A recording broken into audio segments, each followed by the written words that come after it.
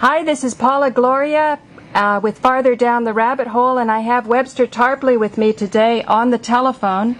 Last week I read Webster a question from one of my viewers, and he commented that it was rather rare that the viewer was interested in his chapter in his book 9/11 Synthetic Terror that I have here on the camera. Chapter 13 deals with collective schizophrenia. So Webster, welcome to the show. Thank you very much. Happy holidays. Yes, this is going to be played on Christmas Day in Manhattan. Merry Christmas, Happy Hanukkah, and so on down the line. Right. So what do you have to say about collective schizophrenia, and why did you put this chapter in your book when most of the 9/11 truth movement deals with sort of technical things like the temperature of the building and so on? Yes, I have this chapter called, indeed, Collective Schizophrenia, the 9/11 Myth. And the question here was, given the fact that the official myth of 9/11, in other words, Bin Laden, Al-Qaeda, the 19 hijackers, the laptop in the cave of the Hindu Kush, this fantastic story is precisely so crazy and so full of contradictions and absurdities. Why does anybody believe it in the first place? And my argument is that the reason that people have a propensity to believe this is because the culture of the Anglo-American world, the English-speaking world in particular, although of the world in general, I'm afraid, but maybe the English-speaking world more than other places, has gone very far down the road towards what you have to call collective schizophrenia and autistic thinking. And as we go through the program today, maybe we can identify any number of political phenomena that actually add up to the entrance of schizophrenia into political life. So what I did in this chapter was to look at a number of interesting sources. One is a guy called Joseph Gable, who wrote about schizophrenia, or what he calls reification, in politics. In particular, he's talking about totalitarian Soviet communism and the totalitarian Nazi and fascist states of World War II.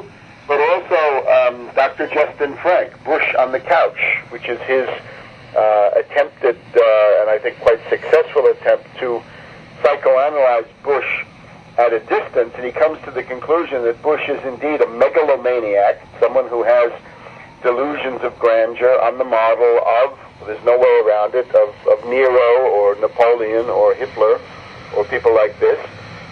And that also Bush does indeed suffer from profound paranoid schizophrenic symptoms. And the reason I think this is very timely right now is we've just had, of course, the Baker-Hamilton Commission on Iraq, and they've talked about their imperialist plan to continue the Iraq war, but they want to do it under different rhetorical auspices, and they don't want these neocons so much in advance in evidence, and they want to essentially recruit Syria for a Sunni alliance against Iran and Lebanon and Iraq. And Bush, of course, is now in the process of maturing his final response to all of these commissions and this, December 2006 rethinking of everything, and it looks like he's going to escalate. That Bush is going to say, I want 50,000 more troops to go in there to break the back of the resistance. And I think this gets him into the area of an open clash, not just between Bush and public opinion, because that has been there for a while, but Bush is going to be challenging the opinions of the ruling class itself. Now, I think on the consensus the ruling class has that it's time to liquidate this, and that you can do just as well by setting up a regional alliance and playing that against the Iranians and so forth. But Bush and the neocons, with their hysteria, say no to that. So Bush is now impeachment-based, and impeachment can come in a number of ways. One way to do it without impeaching him, of course, is the 25th Amendment. And remember, this is if it's clear that he's mentally incapacitated, if he's not able to carry out the duties of the presidency, right? That he's unable to discharge the powers and the duties of his office, then he can be essentially removed from office. And this happens when the vice president and a majority of the cabinet, in very general terms, tell the president of the Senate and the Speaker of the House that in their opinion the president is unable to discharge the powers and duties of his office, then the vice president takes over. And this is a way to essentially get rid of Bush, at least, although of course you'd be getting Cheney. I would stress, in general, my approach to all of this stuff is governed by 9/11 truth. In other words, 9/11 truth is the way you get rid of both of them. But let's just take this special case now of the 25th Amendment. Is there a case that Bush is himself a paranoid schizophrenic? Is he mentally incapable of discharging the office? Because this is now the growing impression that many people have, that he simply doesn't relate to reality. He's in denial. He's in a bubble. All of these catchphrases that people hear. Is there a basis for that? Well, that's exactly what I study in this chapter. I try to study the dialectical relationship, the back and forth, if you will, between a president who's out there selling the 9/11 myth, but the subtext of what he communicates is a paranoid schizophrenic world outlook, and then a population here in the United States where paranoid schizophrenia is on the rise as a political culture phenomenon, and of course among children, the most sensitive resonators with all this. You've got a growth of autism. Now, maybe before we go too much further, let's try to define the terms. What is paranoid schizophrenia? In particular, schizophrenia. Most people, if you hear schizophrenia and you're old enough to think back to the 1950s and 60s when there was a lot of talk about the human mind and Freud and psychoanalysis, people would say, well, schizophrenia is a split personality. This is somewhat in the right direction, but not quite right. The guy who came up with this term is a German called Eugen Bleuler. Germans play a large role in all this research, needless to say. Bleuler says that schizophrenia is not a split personality. It is the lack of coordination among the various psychological functions or characterizations of the faculties of the mind. And schizoid thinking is autistic thinking. So what does it mean? Silvano Arieti, somebody who wrote about this stuff again in the 50s and 60s, says if you're a schizophrenic, how can you tell a schizophrenic? One is a lack of curiosity. Well, this by now is a cliche about Bush, right? And you'll see I won't be able to point out all of the times that, I won't be able to give you chapter and verse and everything, but just generally that Bush has no intellectual curiosity.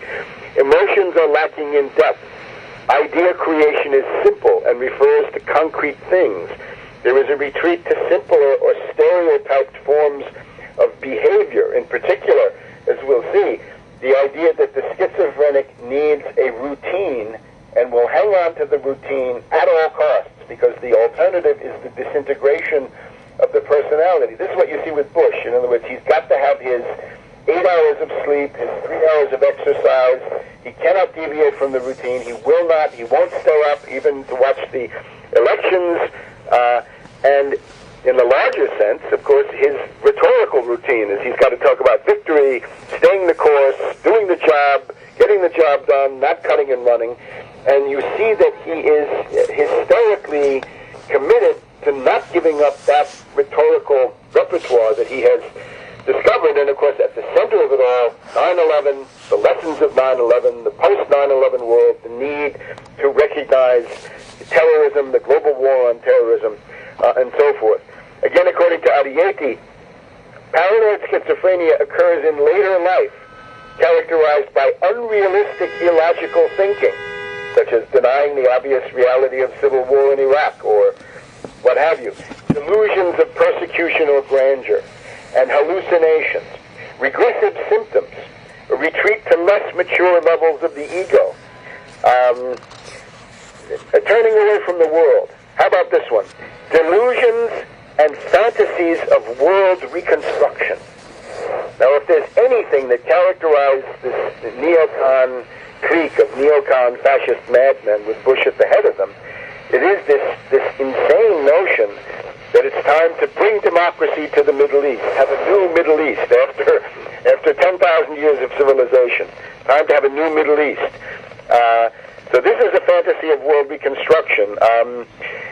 This is what Colin Powell's chief of staff, Larry Wilkerson, talked about when he said, the leading neocons are utopians. They're like Lenin. They want to remake the world according to an abstraction that they wish to impose from the outside. For Mariette, we also have the notion of peculiarities of language. And here you have nuclear. He won't say things right. He talks about the internet. He says, yesterday, he said, I have heard from different opinions. I have from different ideas here during my visit to the Pentagon, and so forth. So what I'm trying to argue here is that the chief mythographer and the chief mythmonger of 9/11 and of the Iraq War now, somebody who likes to criticize his opposition as paranoids, in effect, but also as conspiracy theorists, it is actually Bush and his supporters who are the psychopaths. You can see a lot of this in Justin Frank's book that I quote at some length. He talks a lot about projection, how Bush projects his own nature on Osama bin Laden and Saddam Hussein, and now on Ahmadinejad and the Syrian government. Let's talk about this guy Joseph Gable. He's much less known. This is a book that's about 25 or 30 years old, and he says that the one of the central aspects of schizophrenia is it starts from what he calls the Weltuntergangserlebnis, the experience of the end of the world, or better yet, he says, the clinical picture of schizophrenia, at the center of this we find the syndrome of external action and the deranged experience of the end of the world. In other words, a great catastrophe. In the case of modern American schizophrenia, clearly 9/11 is the Weltuntergangserlebnis, the experience of the end of the world. I think in Bush's personal life, it's his journey to the verge of alcoholism, well, far into alcoholism and far into substance abuse and cocaine abuse, but then somehow a point where his whole world was about to collapse, his wife was about to leave, and so forth. Now, many things derive from this. One of them, of course, is that the cause of the problems is always seen as coming from the outside. The schizophrenic, like Bush and like the neocon world outlook, believes that they represent a perfect system. That the system that they advocate and represent and live in is flawless. It's perfect. And what this means in practice is that if there are disturbances, it can only be that these disturbances and problems come from the outside. Now this, of course, is clearest with 9/11. 9/11 came from the inside. 9/11 was the product of a rogue network inside the CIA, the Pentagon, the NSA, the institutions, the banking community, the private military firms, and so on down the line. But of course, that's never entertained. It's always from the outside, right? It came from Afghanistan. It came with bin Laden and the 19 hijackers from Saudi Arabia and all this stuff. My friend Gerhard Wisniewski, in one of his books, says the central slogan of 9/11 is, it's coming from the outside. Right? He says the impression produced by U.S. propaganda about 9/11 is that the perpetrators came from the outside, that the explosions came from outside the building. In other words, the collapse of the building was caused from the outside of the building by planes, not from the inside by controlled demolition. It came from outside America, from outside of civilization, right, from outside of humanity. The official version of these events screams outside, outside, outside. Well, it wasn't outside humanity, Webster. Well, that's what they argue. They say that the hijackers are subhuman Untermenschen. Oh, okay, Untermenschen. Got it. The center of the propaganda of the regime, right, is that you can kill Arabs and Muslims to your heart's content because they're subhuman precisely in the old National Socialist sense. It's exactly clear that way. Now, we're about halfway through, Webster. Okay, if you look at, let's compare that with right-wing sentiment. Like just in the course of 2006 here in the United States, we've had the huge economic crisis. Industrial employment in the Detroit region is cut in half. General Motors, Ford have laid off people out, destroyed industrial employment. We're in a free fall of economic collapse, right? The The infrastructure of the country is at the verge of thermodynamic breakdown. And what's the main issue seen by right-wing opinion causing all this? Well, So you're saying the schizophrenic approach is to deny it and say it's something happening outside? Hold on, I've got such interference in my phone I can't hear you. Okay. Can you repeat? Are you saying that there's such a schizophrenic grasp of reality that instead of facing these obvious facts, we shift the blame onto something outside? Exactly.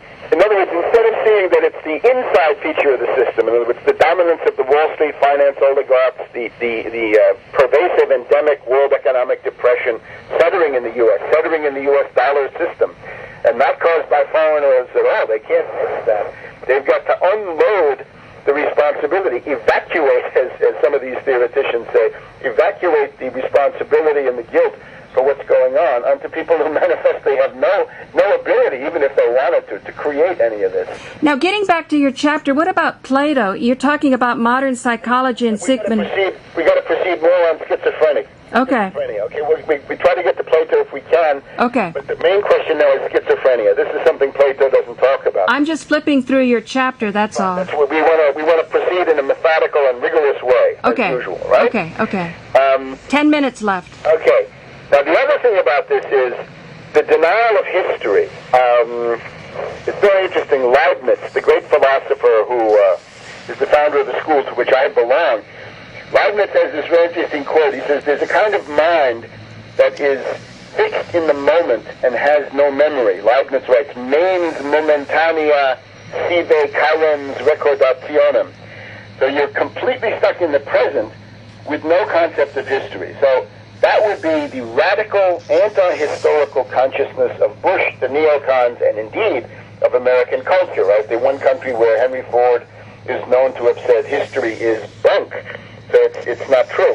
Now look at this. In the case of Bush, his notion of his personal history is that he denies it, right? When he's asked about, what about when you were an alcoholic? What about when you were a cocaine and other substance abuser? He says, well, when I was young and foolish, I was young and foolish. I refused to talk about anything, previous to the time that I was born again, when I turned away from Jack Daniels and towards the Lord.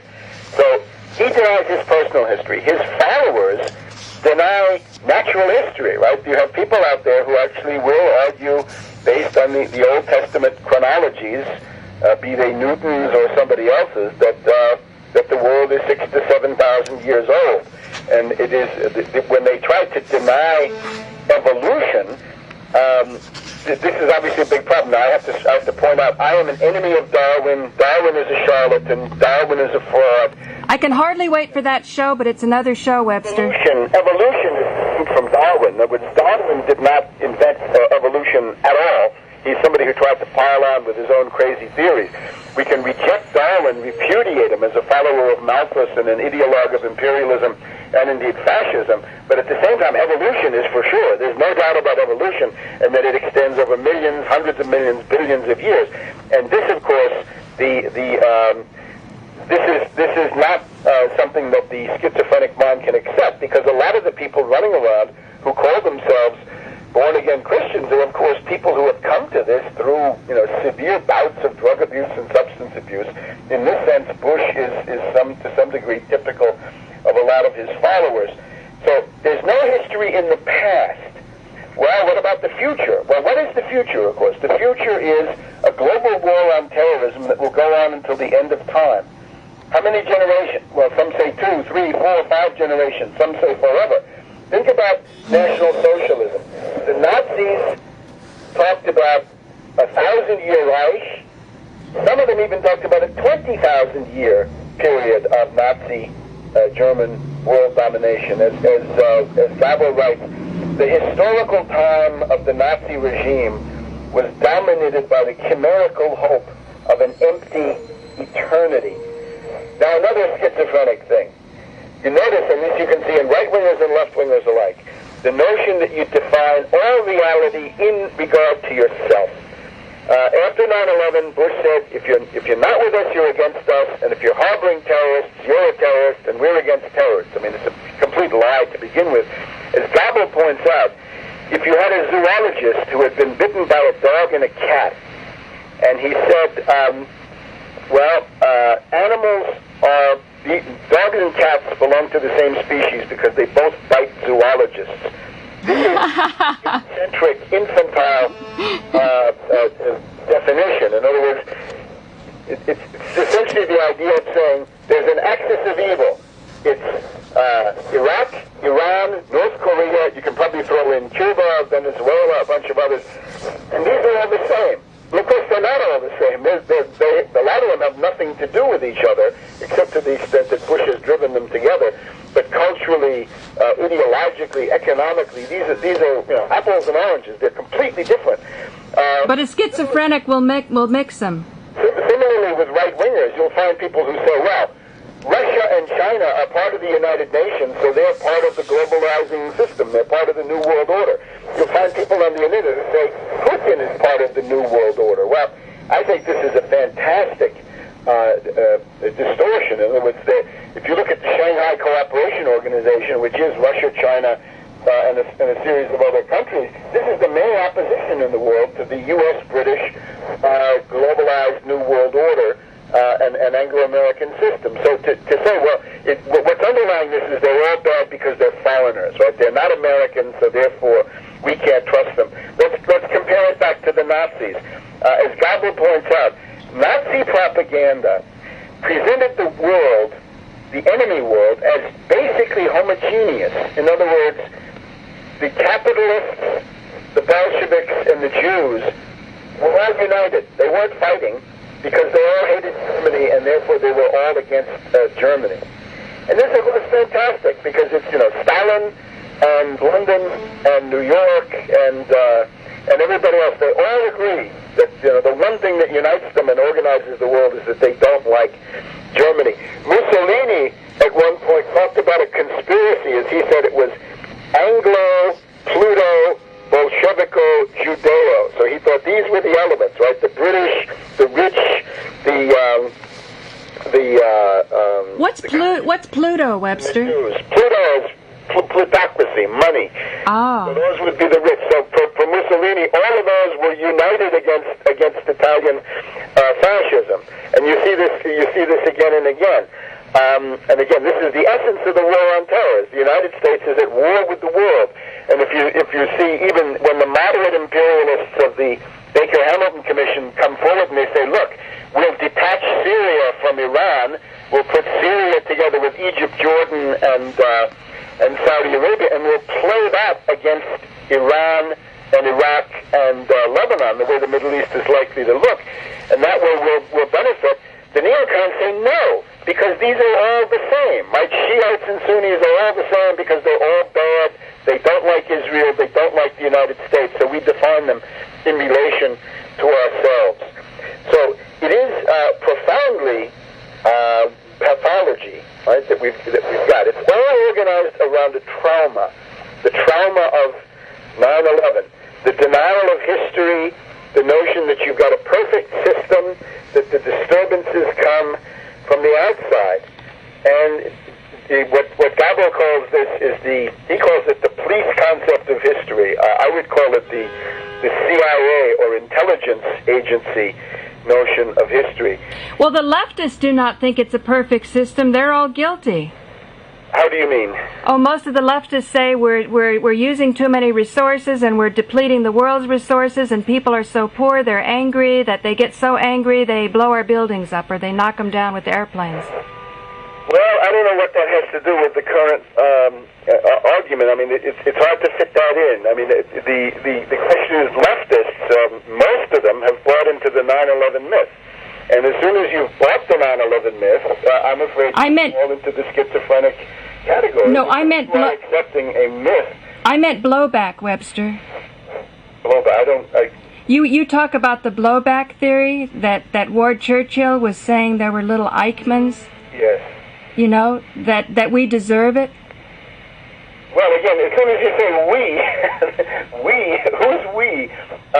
I would invite you to examine the concept of we. Okay. The U.S. regime, the Bush faction, the finance oligarchs, Wall Street. None of these can be described as we. I see. You've got we, then you've got they. And again, whatever the leftists are, Warren Churchill believes in the 9/11 myth more than anybody. He's the one who's up there saying, you must accept the 9/11 myth, because if you don't, you're a racist who is ultimately denying that Arabs and Muslims are capable of these great things. So the kind of schizophrenia we're talking about here is pervasive. Now, the outcome, since you mentioned Plato in the beginning, let's get back to Plato. The notion here is Plato's cave, right? You've got to look at Book 7 of the Republic, and the epistemological predicament of humanity is to be chained in a cave with very dim twilight filtering down from the sun, if at all. I've got your picture from the book now. A flickering fire, right? There it is. You've got the original one on page 346, which is pretty much the cave. Right. With people being chained and tied down so they can only look at the projections of these shadows on the wall. And, of course, what's projected on the wall today, be it on a television screen or on a computer screen or a movie screen or the millions of screens that populate everybody's lives, are flickering shadows, which then on a couple of pages later, on page 348, you see it's the 9/11 spectacular, which has been seen now by the average adult several 100,000 times. This has somehow become reality. And the problem here is sense certainty.